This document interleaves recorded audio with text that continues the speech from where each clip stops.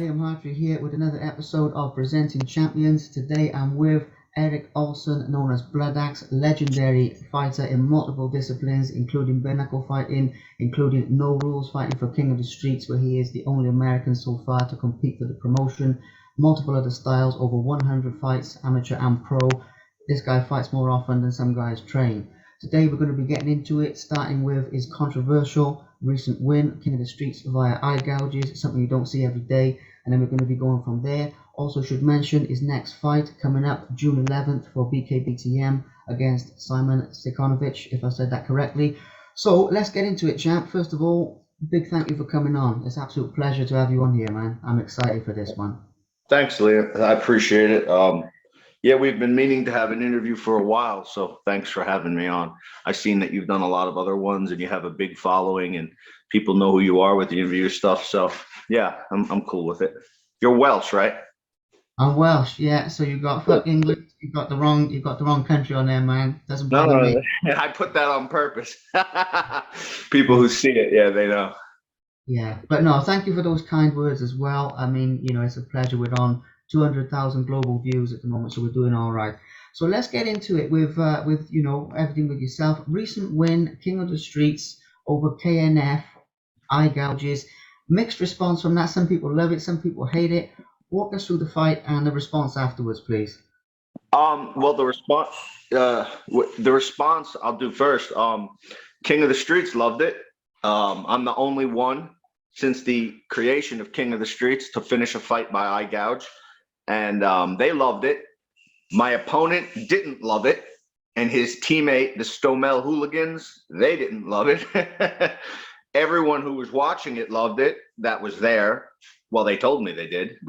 And then like a bunch of other hooligan gangs. Well, hooligan crews, whatever you call them, all over Europe. They all loved it, from Holland to a few others.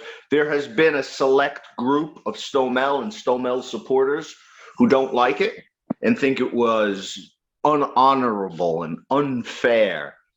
But I mean, I didn't know that you had rules in a no rules fight. Like when I was locked up in jail in New York in my 20s and I was biting people and gouging their eyes and ripping their balls half off their body over fighting about the fucking TV because I wanted to watch The Simpsons and they wanted to watch Oprah.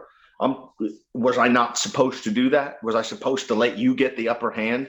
So in my opinion, these people who are complaining about it, they're complaining about it because an American won. And, some of these guys that don't like me seem to think like America, there's a lot of political stuff involved in that with some of those hooligans that dislike it.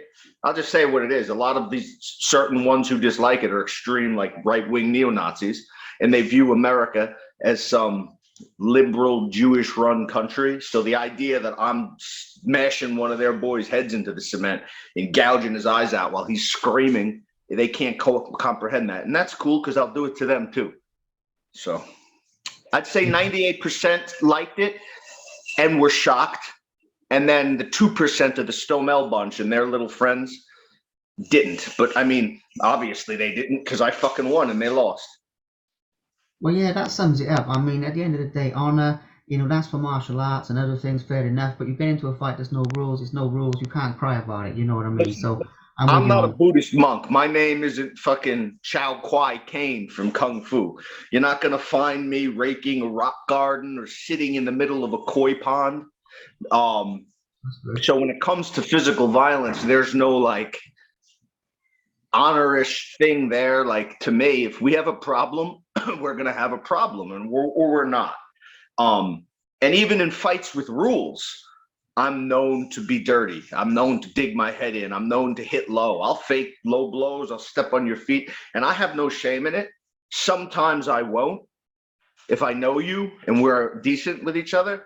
But if I don't know you, or God forbid I don't like you, and it's just a kickboxing or boxing or MMA, I'm doing rape chokes on you until they pull me off. I'm digging that into your throat. I'm headbutting you in close. I'm proud of it. I know a lot of other fighters like to pretend that they don't do that.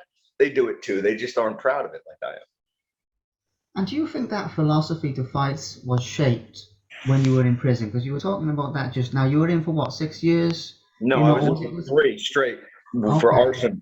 and weapons possession. No, that philosophy wasn't shaped in prison. That philosophy was shaped in the afterlife before I was born. I must have been Genghis Khan or something in my previous life, because since I could walk and talk, I've been doing things like that. Like I used to bring my toys out on the block when I was like 4 and 5, just so every other kid would bring their toys out, and then I'd sucker punch somebody and take their shit. I wasn't a bully because I would do it to the bullies. I do it to everybody. And then, yeah, so I don't know. I just never saw the point of having a moral compass when it comes to something like physical fucking violence. Well, how am I going to not do something to you when you're trying to physically harm me?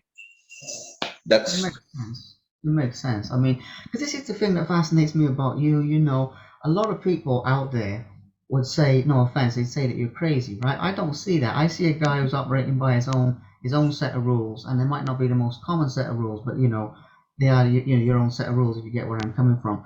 But let's move past that into King of the Streets itself, you know, because obviously you started with them recently as well, fighting the French Viking. Now that was also another really good fight that was crazy to watch. I know you didn't win that one, but I'd like to get into that a little bit as well, because that was your first exposure to King of the Streets. That was the first time you got in there. I know there'll be more to come.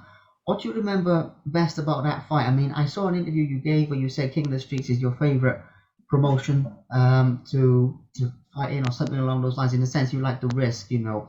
So, what did you think of it that first time getting in there, fighting the French Viking, the atmosphere they create, everything about it? well. So to before the little background on that, I had been speaking to King of the Streets for about a year, and we couldn't match up dates because of COVID. Travel was stopped. I was back in America, then I was in England, then I was committed to fighting here or in America, and then travel was stopped. So they had been trying to match me for a while, but it wasn't their fault or my fault. Just there was no way to get to where you're going and so on. So I was here in England, and I was in bed eating a pizza and some ice cream, training in a bakery, watching Black Mass. And they messaged me and they said, "Hey, you want to fight our undefeated heavyweight with no rules?" And I said, "Yeah, sure, when?" And they're like, "Saturday." It was Tuesday. I said, "Yeah, I'm down." I hadn't been training MMA, and I'm a wrestler. I grew up wrestling in America. So if you don't stay on top of that, you don't really want to be doing it. You won't forget it, but you're going to get real tired. And I flew over and we fought, and I dominated him 90% of that fight. If you look at it, my wrestling ragdolled him. Yeah. I kickboxed him to death, and just lucky for him, he's a naturally much bigger person that was able to take the damage. And after 7 minutes of just manhandling him around, getting him down, double leg, single leg, ankle pick, kickboxing, when we stood up, I was dead. I couldn't breathe.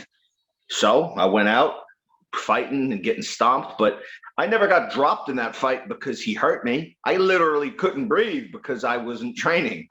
All Mhm. that pizza and ice cream that I had been eating was fucking stuck in my veins during that last 2 minute exchange in which I lost. But that loss almost probably did me more than a win, because I took it short notice. I was the only American. Everyone was there with their hooligan crew except me, because I'm not a hooligan. I don't have anybody. I don't travel anywhere with anybody. I show up alone. What's up? You want to fight? Let's fight. And that's what we did. And French is a cool guy. King of the Streets was great. The environment was fun. That didn't phase me. You see a lot of people get phased by the environment. I mean, I don't know. It's not the most. The environment in prison and jail can be a lot worse than that. At the end of the day, if you're getting your head stomped into the cement in King of the Streets after 2 or 3 or 4 times and you're not moving, they'll pull the person off. They won't do that in prison or jail. You're dead or you're crippled if you're not getting the upper hand. So it was a cool thing that they took care of me. And everyone was cool. I think they were surprised that an American was there, and an American came alone, and an American that doesn't. I'm not involved in the hooligan culture. Like I live over here in England, and I'm not involved with any of these English idiots running around with fucking soccer teams. Okay, you're a hooligan, great, that's awesome in Europe, cool, more power to you. But I'm not involved in it. So when you got all these guys from these different crews fighting, and then you got Eric from Levittown, Long Island, New York, standing there like, "Who's next, motherfucker?" And they're kind of like, "What?" But everyone was awesome. And I came back, and me and the promoter for King of the Streets, he's somebody I consider like a friend. Like, we've hung out, we went out to eat and all that stuff. So, he's a good guy, and I love the events, and yeah, that's it. Awesome. Well, we're looking forward to seeing you back in there. Myself, I think I speak for fight fans everywhere. We're seeing you back in there. It's going to be awesome. Now, on the subject of future fights, we've got to talk about your upcoming fight with BKB June 11th. Now, this guy Simon, he's fought in obviously World Tour. I know you have as well. I'm the only American that did Rotori too, even though I got fucking killed both times. Yeah, well, that Autora, that's another crazy one, mind. I mean, bare knuckle MMA, that's something. Valetudo MMA. Yeah, Vale Tudo, yeah, absolutely Vale Tudo. So I mean, that is something. They're a special promotion as well, and obviously you love testing yourself in the most extreme ways. But getting to it with Simon, though, I want to talk about that fight. Do you have at this stage a prediction for that fight and how that's going to go down? Yeah, I win. That's the prediction. Simon's a tough guy. I know him.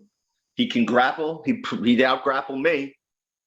He's been catch wrestling and grappling for 20 years, but it's not a Valetudo fight. I think I could out kickbox Simon. I got a lot of kickboxing experience on him, and I think I could outbox him. I think that the fight lasts as long as I let it. He's tough. He won't quit, but you can't fight through broken bones. And if everyone watches my bare knuckle stuff, I don't want to knock you out. Make this real clear right now, because it'll upset people, and I like that. Fuck knocking people out. If you knock people out in BKB, you're a pussy. I want to mutilate your face like I did to Matty Hodgson, like I did to that fucking asshole Sean George. I want scars covering your face for the rest of your stupid motherfucking life. So when I cut your face up and you can't see, and I continue to hit that area, and I got a very, very heavy fucking punch, something's going to break, and you're going to push through because you're tough, because you're Simon, but you're not going to be able to push through when this is broken or this is broken or this is chipped, and I'm hitting it again, pinpoint accuracy. The fight, he can brawl. He's a good fighter. I do not think he's a good boxer, but this is not me insulting Simon. If we had a Valetudo fight, I'd say I have 5 minutes before I get tired. And in that 5 minutes, I have to be very careful or he rips my leg off. Bare knuckle wise, I've seen his style before. He's a very tough brawler that tries to be smart with it, but footwork, positioning, and timing wins the day with those things. People seem to think, because they don't like me, that I don't have any of that fight IQ. I don't brawl. As you saw, I didn't even throw a punch for 20 seconds in King of the Streets, because his big game plan was to rush out and try to just swing and hold his breath. I just shelled up and took it. And if I hadn't fucking fallen down from slipping off balance and ankle picked him, I was just waiting for his hands to drop, and then I would have teed off on him like Lennox Lewis. So with Simon, the pinpoint on him is realistically just pace and footwork and ring positioning. You put someone in a corner, you put them in another corner, you fake them, you put them in another corner, you hit them, you feint them, you hit them, you put them in a corner, you let them half out, you hit them, you put them back in, they panic, they break, they're getting hurt, they don't want to be there anymore. All of a sudden, their weight cut matters, because he's a big guy, and he's going back down to 95, 97, and I am too. And I just think that as far as technical boxing, I win. If we did a fucking no gi tournament or gi, he wins. We do an MMA fight, it's probably 70-80% in his favor. He probably wins 7 out of 10 of those fights. That's just the way I see it. Makes total sense. It's a really good outlook on both sides of it. Talking about that, though, I mean, you seem to have respect for Simon there. Now, you're well known for, the build up to fights, which is something I just think is wild. Some of the stuff you say and do and all that is next level, man. But with Simon, you seem to respect him. Honestly, out of the opponents you fought, which are some of the ones that you've had that respect for as a fighter? I know there's not going to be many, but I heard it there a little bit with Simon. It's got to be there for at least 1 or 2 guys, where it's not even respect as a fighter. It's I know Simon. Like, me and Simon hung out in Watori, him and his team. Like, we had dinner together for and lunch for 2 or 3 days. His team offered me advice. Like, we thought we were going to fight each other in the final. He gave me his phone number. He invited me to go to Norway to train grappling. So Simon's like my friend. He's not like somebody that's my friend, but we're cool with each other. Like, I didn't grow up with the guy, but if I walked down the road and I saw something happening, I'd help him out. You know, I like him. I don't dislike him. I don't want to physically kill him. Like I wouldn't shoot him in his fucking face like I would half these English assholes if I had an opportunity. So it's not I respect you as a fighter. It's just I know you and we're cool. So just because we're fighting doesn't mean we won't be cool. But it doesn't mean I'm going to have any mercy on you. If I hit you and your tooth flies out, I'm hitting you again. I won't do something cheap like low blow you or headbutt you like I kept doing to that fucking loser Sean George. I headbutted his face in. But like, you know, I was cool with Ricky Nelder. I'm still cool with him, training partner. Simon, Charlie Milner and me were cool. I have so many fights that are just such vicious, bad things and others that are all right. And nothing's for a buildup either. I don't do anything for a buildup. I spit in Carl's face before my last BKB fight. I fully meant it. If we had been somewhere else, something else could have went into his face a lot worse than my saliva. It's just, if I don't like you, I don't like you. If I don't like your team, I don't like you. If I don't like your fans, I don't like you. You know, I'm not here pretending to be some Buddhist monk pro athlete that went to college and does acupuncture in the rock garden. Motherfucker, I'm a criminal that was in prison for a very long time that doesn't have anything in common with the lads who go out drinking. Get killed. Step to me and get killed. Or be cool with me and get your face beat in. And we'll laugh about it maybe if I know you. And if not, I don't know. It depends who's who. But a lot of these English guys are just losers and fucking arrogant assholes. So I got some bad blood with them. And I know the ones you're referencing. But Simon's all right. I'm going to beat him up. But I'm not going to fucking go easy on him. Fair enough.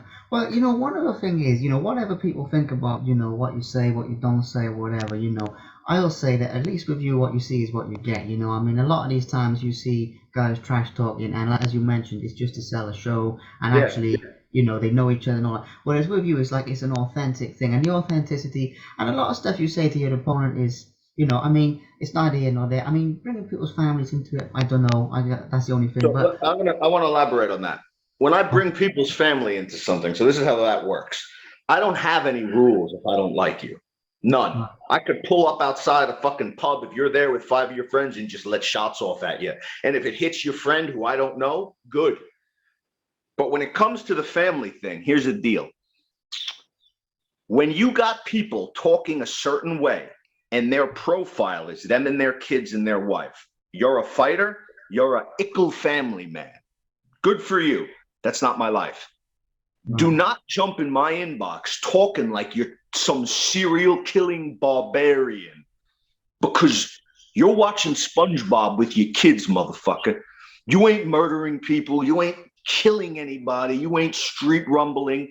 So why are you telling me you're going to do it? That's when I'll take a picture, or fans, not just that, or it's fans, or I'll take a picture who's somebody who's inboxing me talking shit. They're going to kill me. They're going to do this to me. They're going to do that. Then I'll post a picture of them with their 3 kids. You're a family man.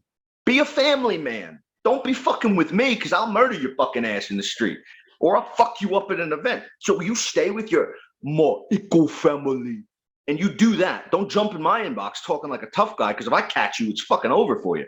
And then the second thing is, a lot of the times people like to get real disrespectful with me and cover it up. So when they do it to me, I do it back to them. And, you know, like Carl, for instance, his daughter's 17. She wanted to jump on Facebook talking shit to me. Bitch, I'm going to talk shit back to you. If you didn't do it, I wouldn't do it. But you did it, so I did it back. And that's how it goes. I'll never just, it doesn't enter my mind to do it for no reason. I don't care enough. But when you're going to fucking inbox me nonsense, anything becomes ammunition. It's like if I'm in a fucking, if I'm in Tesco buying something and I see someone I don't like, everything around me is a weapon to kill you with. So if we don't like each other and we're talking shit, everything is a fucking ammunition to throw at you because don't bother me. Just show up, fight, shut the fuck up, and that's it. Don't get in my inbox. Don't have your friends messaging me. because you're not about that life. You never were. You never stabbed anyone, never cut anyone, you never shot anyone. You never did anything like that. So why are you portraying that to me on Facebook or Instagram? And that's a big thing in the UK. 98% of these people, they drink some fucking Stella and all of a sudden they turn into Pablo Escobar at 3 a.m. messaging me. And I can't sleep because I'm up watching fucking American sports. And I'm the one, man. I'll engage you. I slapped that one fan in the face at the last BKB show. Don't fuck with me. You don't have to like me. I don't want anyone to like me. I don't care. But if you cross that line, take what comes with it, bitch. That's all there is to it. You know, it's fascinating to get into the inside of how that works, because I've been sort of morbidly fascinated by that for a period of time, and I can see the philosophy. I can see where it's coming from. It doesn't mean I agree with everything, but I can see where you're coming from. I get it, and I do respect the authenticity, as I mentioned earlier. I do respect that you are what you say you are. You live. What's the phrase? Like, you practice what you preach, type of thing. I totally get that. I'm calm in my old age now. I'm going to say one thing before I let you ask your next question. I'm not a rapist. I'm not a child molester. I don't beat up fucking my girlfriend. I don't abuse women, and I don't abuse old people and animals. I'm not a bully, in my opinion. I'm a psychopath. I might be a fucking nut job that has done some very horrific things in his youth to people, and I'm proud of that. And I'm not going to get into it in all that, but I'm not that guy who's going to fucking, for you, for instance, I don't know you well, but I don't dislike you. I wouldn't, if you told me you had £1 million in your house, I wouldn't break in and rob it from you. Now, if you were someone I didn't like, yes, I'd break in and rob it from you. But I in passingly like you and know you, I wouldn't do anything bad to you. But if you, not you, but if somebody triggers that, or I just look at a motherfucker and I don't like you based on the way you look and your attitude, you're fair game to me. It's like a crocodile in a river amongst fucking gazelles. But, I'm not that guy that's going out with the lads, coming home drunk, punching his wife's head off. And hey, if that's what you want to do, that's on you. That ain't me. I have my own little morals and views, and that's that. I might murder you in front of your fucking girlfriend at 3 a.m. coming in from a club on the side of your house, catch you in the yard walking from your car. But I'm not going to post fucking, like, I'm not going to be a little bitch about it. I'm going to shoot you in the side of your motherfucking face, and that's it. I'm not going to fucking, like, go try to, like, take the hostility I have and beat up fucking my sister or something. So I got my own rules. I don't give a fuck if people like them. I don't care. I do what I want to do, when I want to do it, how I want to do it. And if people don't like it, do something about it. It makes sense, man. I mean, it all makes sense to me. It's just a different moral outlook. It's just a different viewpoint, and actually, I get it. So fair enough. All right then. Moving on from that, then we've talked about Simon. We've talked about that stuff. The amount of fights you've had in your career is pretty crazy itself.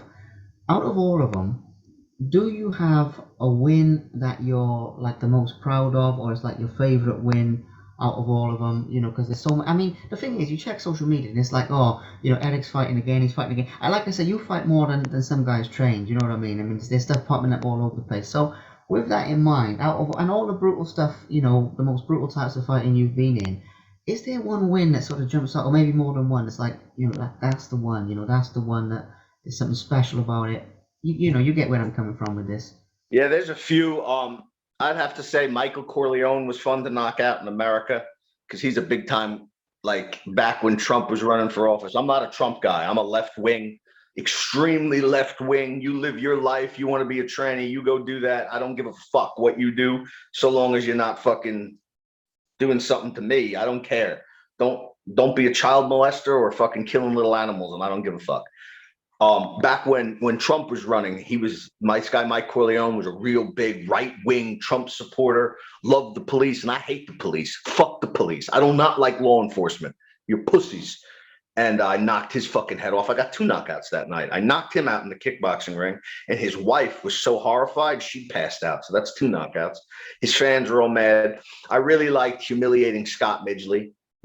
I cut 18 pounds in a day, maybe 20 in a day, and he was at Weatherspoons drinking, and I fucked him up. He couldn't even hit me, and I was dead. I was like I was a car engine with no oil in it. That was fun. Matty Hodgson was easy. He was fun because he was a favorite going in to fight me. Like, and he couldn't even hit me. I broke his fucking face on the first jab I threw. He stayed in there and fought until the doctor stopped it because he looked like he was bleeding to death. But, you know, him and his fans, you know, I was just a fat yank, a yank, and I ragdolled him. I mean, these are the newer ones. The Polish hooligan, I just gouged his fucking eyes. That was fun. I like the aftermath because it's fun to watch everyone get so upset and share their views. Like your fucking opinion matters about a street fight or any fight. Not you, I'm talking about them. But growing up, like I had an amateur fight that I fought this big time fucking favorite, like wannabe mafioso in New York, John Sapola. He'll probably get mad if he sees this, and I don't give a fuck. Some big time Ginzo greaseball wannabe Tony Soprano on steroids since 1980. And he had the place packed out because, you know, in England you got chavs, in America you got Guidos, packed out with all these wannabe fucking assholes. And I kicked him in his arm and his bicep detached, just snapped off.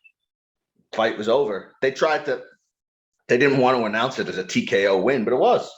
Your arm looks like a dinosaur just got it. They had to rush into the hospital. That was fun because all his fans didn't know how to take that. And then I walked around the event drinking an orange juice. What's up? Who wants a problem? Nobody wanted a problem. Shit like that. I like stuff where like, those are just what come to mind, but there's a bunch of other ones. But amateur stuff, you know, it's almost like they overlap. Like I fight so much, I forget. Like sometimes people have been like, you fought this guy, Eric. And I'm like, I did? And I don't remember. And then I'm like, I do not know who that person is. And then they'll show me a picture. I'm like, oh, that fight where I walked into the way and eating pizza and cake. Yes. Okay, yeah. And then it brings back all the memories. And then there's just so many. Like back in America, when I was an amateur, I used to fight 4 or 5 times a month. And then as a pro, now I'll fight like once a month. The problem is with the King of the Street stuff, it's hard to stay active. Like my knees were fucked up after that fight from wrestling. And then like when you're a pro, nobody wants you to fight within 30 days of their fight.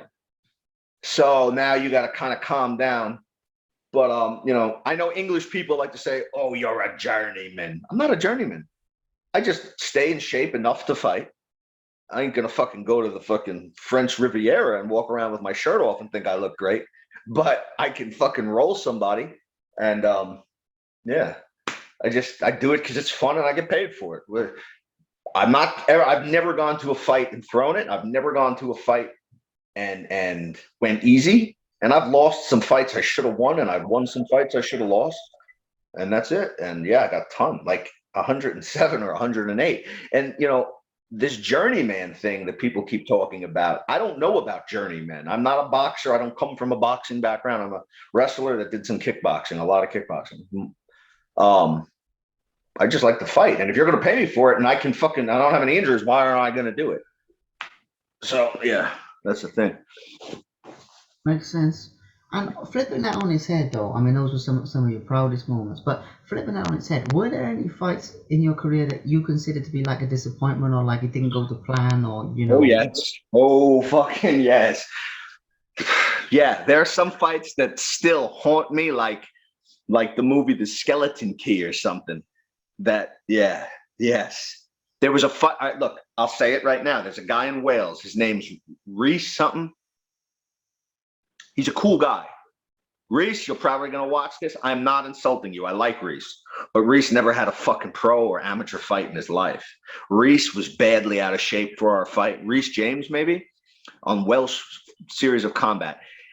Let me put it to you like this. Take your premium soccer team, whoever's the best soccer team, and put them against like Leamington Spa or the worst. And I went into the fight and I had a new team, these Polish guys I trained with, Iron Fight Club. And in jiu-jitsu, I'd been dominating a lot of purple and brown belts because I can wrestle decent. And I went into this fight and I started off and I could have knocked, in my opinion, Reese, don't take this the wrong way, you won fair and square. but I stopped punching and I grabbed him. I didn't even wrestle, and I wrestled. Like I did a duck under, and I could have easily taken him down. And I stood and I just sat down and I went to throw him over me, and he fell on top of me and started elbowing me in my fucking mouth. And I finished the round winning it. The next round, more of the same stupidity. I'm not a submission guy. I go for neck cranks and north-south chokes. I'm not a Brazilian jiu-jitsu tactician master, and I'm fighting like I think my name's Rodrigo Gracie. I lost that fight. I got TKO'd.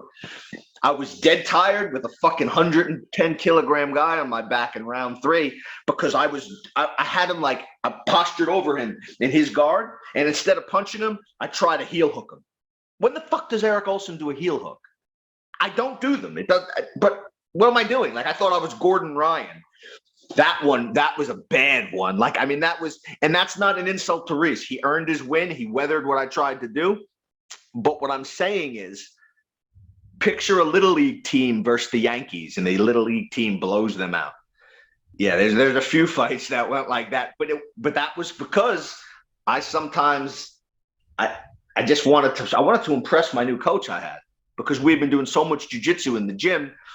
But you know, fighting isn't jiu-jitsu. Well, that was a bad one. There's been a few like that. Yeah. My first pro fight was an absolute fucking nightmare because of the way I acted again. Yeah, those things are there. And the good doesn't outdo the bad, and the bad doesn't outdo the good. So whichever one I want to dive into is how I'm going to feel at that moment thinking about it. I've been a total moron in some fights and in some aspects of my life. And it has come back to bite me very fucking hard in the neck. Yeah, but you know, you live and learn, man. I mean, you live and learn. That's one of the things. I mean, you're out there, you're jumping into these fights, you know, you're taking big risks and all that sort of stuff. And I mean that in a respectful way. Like, you know, you're learning as you go, like, you know, things like that. So, you know, it's going to happen, man. I mean, everyone fucks up now and again. It's just that. You know what it is? It's not like when I lost in Wattori recently, I flew to Poland to get knocked out in 30 seconds. That doesn't bother me because he did it. What bothers me is the fights that I have a way to do something and I don't do it. I try to I'm standing over you in your open guard. You've never had an MMA fight. And I go to heel hook you and I pull you on top of me versus just punching you. Where I give you the opportunity through just pure fucking dumbness. Those are the ones that irk me. Those are the ones like, what the fuck's your, like afterwards, I was like, Eric, are you fucking stupid? Yeah, I am fucking stupid. What are you going to do about it? To myself in my head. Yeah, there's been a lot of those. I mean, a lot of fights. There's been sections of fights that are the most boring, just kickboxing matches, jab someone's head off, and yeah, but whatever. That's just that. I never knew it would turn into this. I'm the only American in BKB trademark since 2016. Me. I was doing bare knuckle fights in England, in the UK, before America even had a show. I'm the only American who fought in Wattori twice against Adam, that black belt, and then Yannick. And the only American 2 times with 2 of the best heavyweight fights and the most fucking brutal finish in King of the Streets. There can be none before me. In 700 years, if the world's still alive and breathing, there could never be someone that has done it. You can do another one. Another American did it, but I'm the first, motherfucker. I am literally the godfather of American bare knuckle fighting. Nobody can take that or change that. I've been beating up Englishmen in England since 2016. Yeah, you're part of history, absolutely, in the history books there, you know, 100%. Is the bare knuckle fighting, though, is that your favourite style? I mean, because obviously you've had so many fights with BKBTM, or is King of the Streets? I mean, I'm not talking about the promotion now, because the promotions, take that out of it. You know, you fight for some great promotions like BKBTM, amazing guys, King of the Streets, amazing guys. I got respect for those guys. I would probably say K1's my favorite. Is it? Okay. Yeah.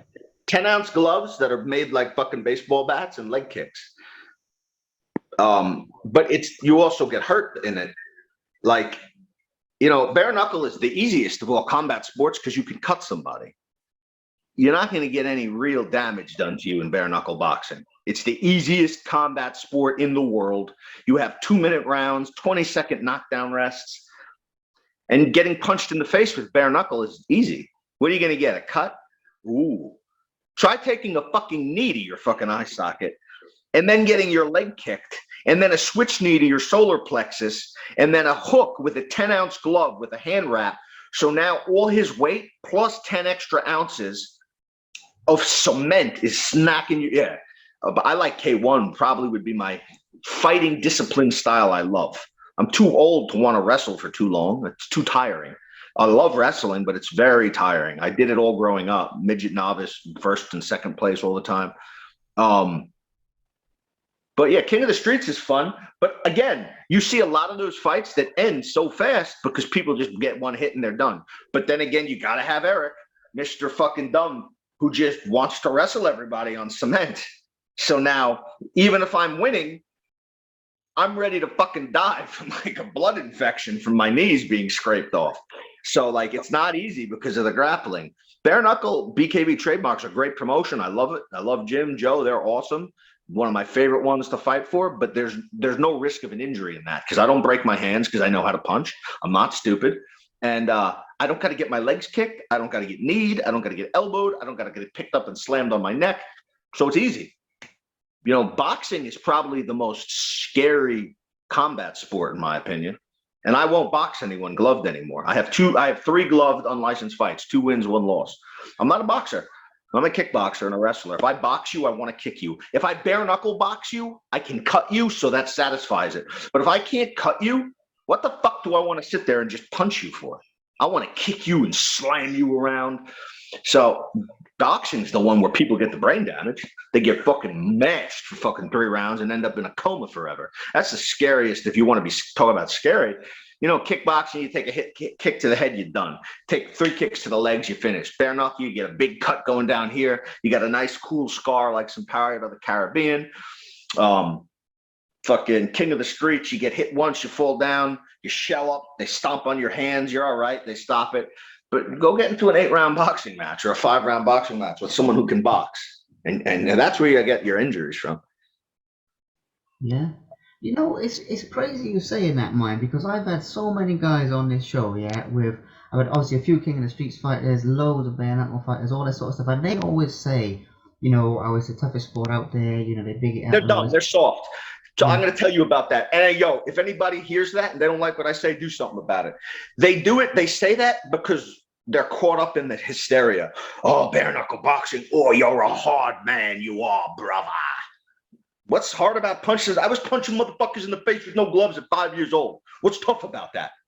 And it's not the hardest. Okay, they say it's the hardest. Ask them what they fought in. They fought in glove boxing or nothing. And if they say it's harder than glove boxing, is it? Is it? Tell them to go into tell them to fight somebody better than them in glove boxing and last for 6 rounds, getting your body destroyed.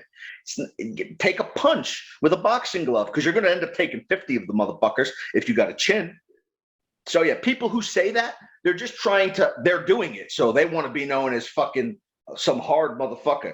And maybe they are, but it is not the most fucking hard. It is not the most challenging. And I tell everybody 3 things. Let me kick you in the leg and in the liver. Let me knee and elbow you, and then let me double leg you, slam you on the floor, and put you in a neck crank and a crossface. And you tell me, and then I'll punch you once in the mouth with a jab with no gloves on. You tell me what's your worst experience. Okay, so what we're getting your thoughts on this angle. What have we got? We've got King of the Streets, we've got bare knuckle boxing, glove boxing, you know, and kickboxing. We talked about those.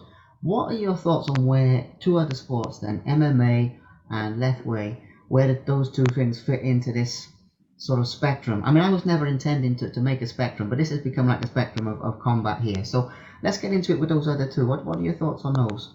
MMA is the most violent and hardcore sport in the world because King of the Streets isn't a sport. So let's remove that. That's death. King of the Streets is dying, is injury and death. So sport-wise, nothing is harder than MMA. It's a 5-minute fucking round with wrestling, slamming, punching, kicking, kneeing, elbowing. You ain't got no shin pads on your feet. Everyone's like bone on bone. Oi, the bare knuckle boxing's bone on bone. What the fuck you think my elbow is to the side of your head when I'm holding you down against a chain link fence going like that to your jawbone? And Lethwei is just Muay Thai with headbutts. That's like a standard Muay Thai fight for me because I'm cheap. I sneak them in. I think bare knuckle fighting is very new, and the problem with it is people who cannot compete in amateur or pro MMA, in amateur or pro kickboxing, amateur or pro boxing. What they try to do is jump the line. Now they go have a bare knuckle fight. They look like they're fucking garbage and they windmill, but because it's got this aura of being tough and scary, they now can tell an MMA guy who's got 30 real MMA fights and 10 real, I'm a professional fighter like you. Motherfucker, you couldn't lasted 20 minutes in the fucking the high school wrestling fucking teams practice and you're a professional like me? Oh, okay. That's the only issue I have with it, is everyone's a bare knuckle fighter now. You ain't doing and Lithway. If you're really doing real Lithway, then you're doing Muay Thai for years. You ain't going into no real Lithway fight, and by real I mean going over and fighting Lithway in Burma. You know, if you're fighting some fucking fat Bob from Bristol with shin pads on, with a headbutt and 10-ounce gloves on, that ain't Lithway. That's some dumb hybrid shit to make fucking English people enjoy drinking and watching it. But yeah, professional MMA is the most ruthless, vicious, even the training. I mean, the injuries you get with that, your fingers with wrestling. I mean, if we practice singles and double legs on each other for 45 minutes, each time we're taking each other down, even if it's light, you're slapping off the fucking pads. Then you got to get the fuck up. It's just, you know, the spectrum would be that. I've never fought Lithway before. I've only fought Muay Thai, K1, the death stuff in King of the Streets, which is not a sport, so I don't even classify that. MMA, amateur and pro, gloved boxing, bare knuckle boxing. Yeah, I've never fought Lithway, but I've headbutted basically everybody in my fucking fights. But you've pretty much done it all, though. I mean, that's one of the things that's, you know, and that's one of the things that's really cool about you as a fighter. You know, when I watch is you know that amount of experience you've got going into a fight. You know, and that combined with like your personality and the way you are, just you don't know how Eric's going to be on that day when he shows up at that weigh-in type of thing. Eric doesn't know how he's going to be on that day. Yeah. Okay. Yeah.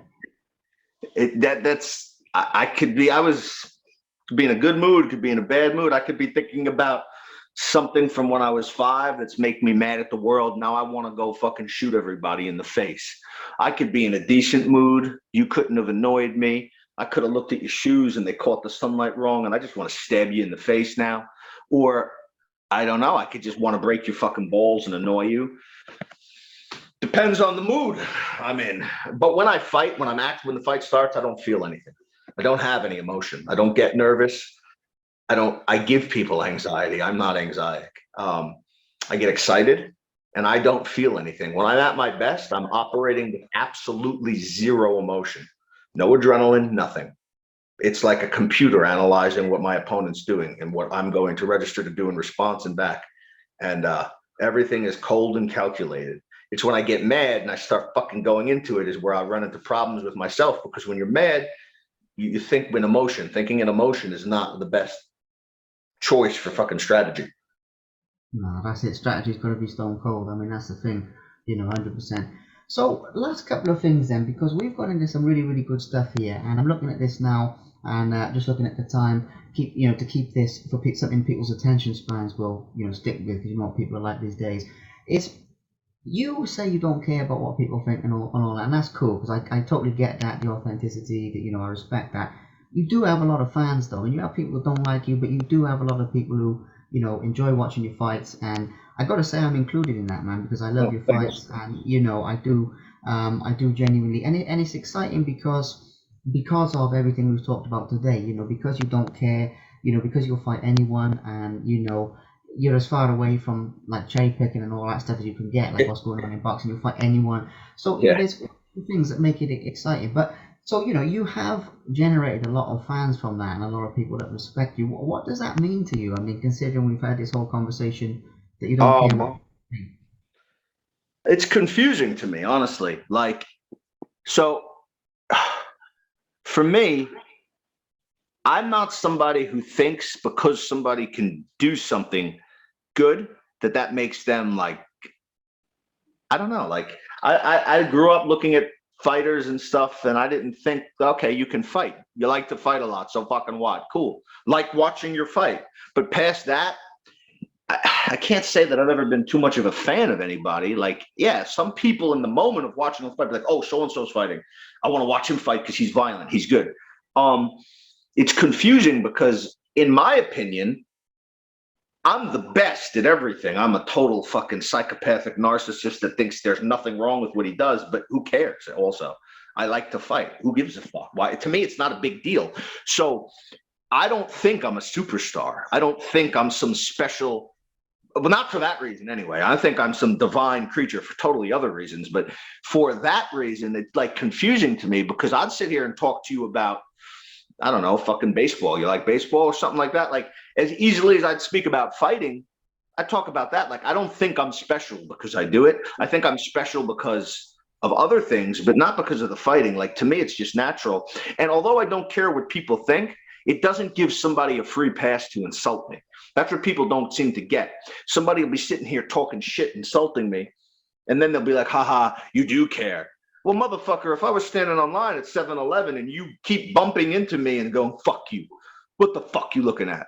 Well, I'm going to respond to you. It's not that I care. It's that who the fuck do you think you are to be able to do that to fucking Eric Olsen? Motherfucker, you're not. That's not happening. So, like, it's cool, I guess. I mean, people write me tons of stuff all the time. I'm kind of bad at dealing with positive attention. I like negative attention better. I walked into one of my old gyms I used to train with my trainer, Anthony Giacchina, years ago. He's like a real good MMA fighter in Brazilian Jiu-Jitsu. He should be a black belt, but he changed gyms, so he's got to wait.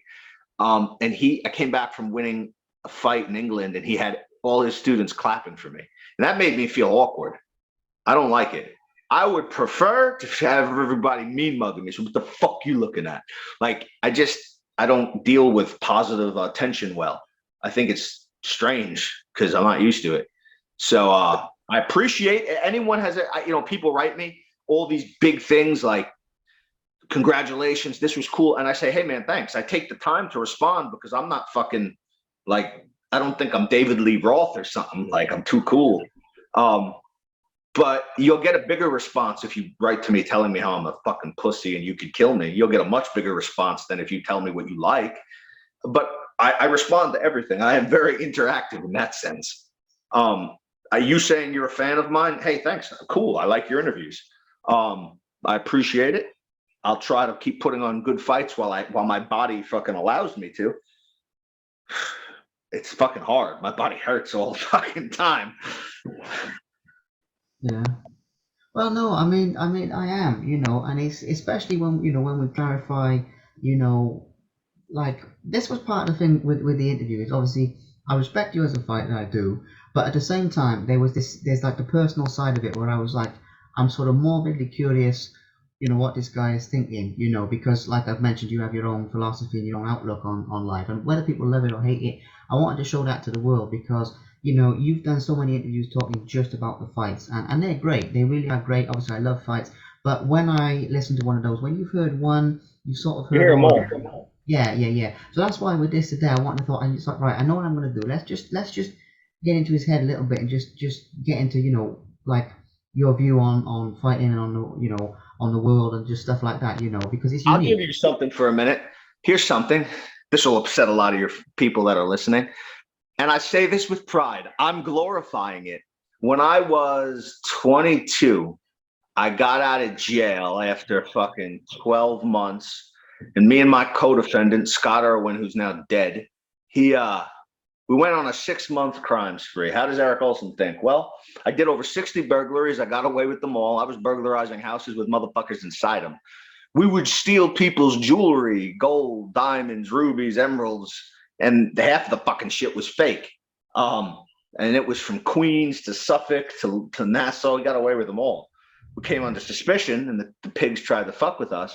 But, like, it's just a criminal mindset. Like, I don't know how to say, like, I have a lot of stories like that. Like, I don't know, like, I walk down the block sometimes with my dogs, and I'm looking at houses like, oh, this person just left their front door open, I bet, and they went to work. I could go, if this was 15 years ago, I'd be in that fucking house and fucking robbing everything I could. And like, or if I'm walking in the woods, it's like, oh, look at that area. You could easily dig out like a fucking 3-foot hole and put a duffel bag in there. Nobody would know. It's just weird. Like a lot of the times I wake up and I just hate everything I fucking see outside of the very few people around me, like my family. And even I want to kill my sister sometimes. She annoys me. You know, I try to think like I'm. When I was younger, I would fuck you up faster. Now I'll just wait on the side of your house. Whatever happens, happens. I'm not going to argue with you. I'm not going to stomp you out. I can't. I'll just find where you live and I'll watch you and stalk you like a crocodile for 3 fucking years. And then one day you'll come in from work and you won't leave. And that's that. And that's it. And I have that shit in my brain, that duality of that 24/7. And it becomes fucking tense a lot. Everything is a disrespect, I feel. I think everyone's disrespecting me a lot of the time. Difficult to deal with that. And like, I remove myself from society in general. You won't find me out and about talking or socializing with people because I don't trust myself. How many times that I used to go out when I was trying to be fucking human and social when I was younger, and the night would end with someone getting a pool stick snapped over the base of their neck? Because in my opinion, they said something to disrespect me. And then 3 weeks later, I'm thinking about it. And I'm like, I don't even think that idiot disrespected me. Fuck him anyway. Fuck that motherfucker. He could have been. Let's pretend he was. I don't know. So it's like a lot going on in my head. My mood swings. And I don't believe in mental health either, by the way. If you're depressed, you're depressed. Make better life choices. Don't do cocaine. Don't be a recreational or a professional drug addict. I'm not a drug addict. I don't drink. I don't smoke. I don't do any of that shit. I don't believe mental health is anything like people say it is. Like, I think a lot of 98% of what people are depressed about is life choices, that they put themselves in a corner and they could come out of it, but they don't. And I think another percentage of it is heavily people involved in chemicals to feel better and have fun and party. And then to come down from that, I don't think I'm mental, like with my mood swings. I just think that I'd be better accustomed to live in like fucking the Viking times where if someone annoyed me, I could put an axe through his head and take his house. Versus now, you know, I was walking my dogs with my girlfriend and kids the other day, and this fucking 21-year-old kid drove by me on a like dirt bike and stopped and flipped me off from around here. Like, you'll get murdered for that. That's a death penalty. That's a capital offense. I can't. What can I do though? Kill you in the park in the middle of England, and then I have no fight. Everything's fucked now. I mean, I'm sure I wouldn't do as much time as America, but like my mindset goes to killing you behind that. I don't want to fight you. I want to rip your frail little body off the bike. I want to have my dog maul you, and I want to soccer kick your head until you don't move, and then I'm going to bang it off the floor for 30 minutes. And if the pigs come, we're going to hold court too. So like that shit is fucking hard to deal with. I don't even know how I'm not in prison forever. Got away with a lot of shit because I grew up in a time that there was not a lot of cameras. When I was 19 and 20, 17 and 18, there was no social media and there was no cameras. You could go do something to somebody, and in Long Island and in America in general, people don't believe in it. We have bigger areas, more trees to fucking kind bushes to hide in.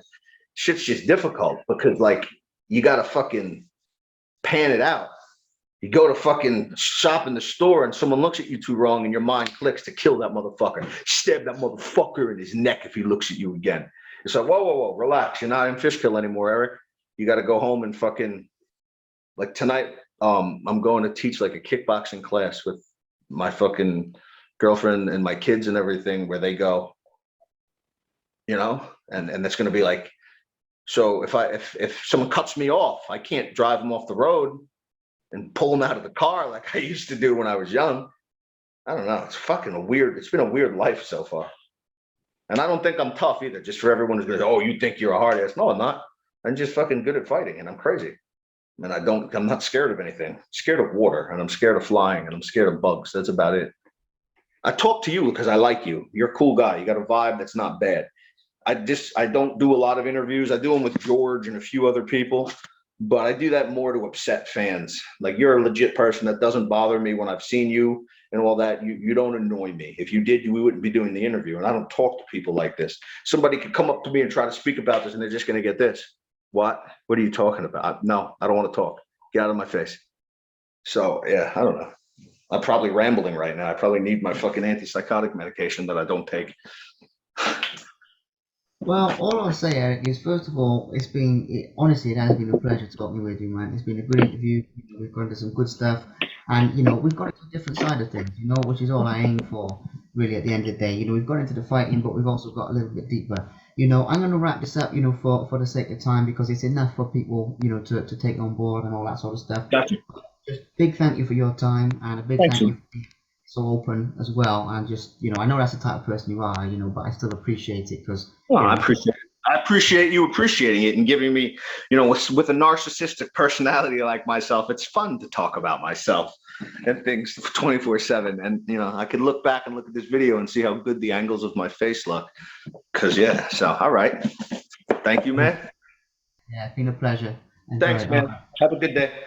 And you. God bless. Thank you very much for watching. Please subscribe to the Simply Inspired YouTube channel, and there'll be more videos coming soon.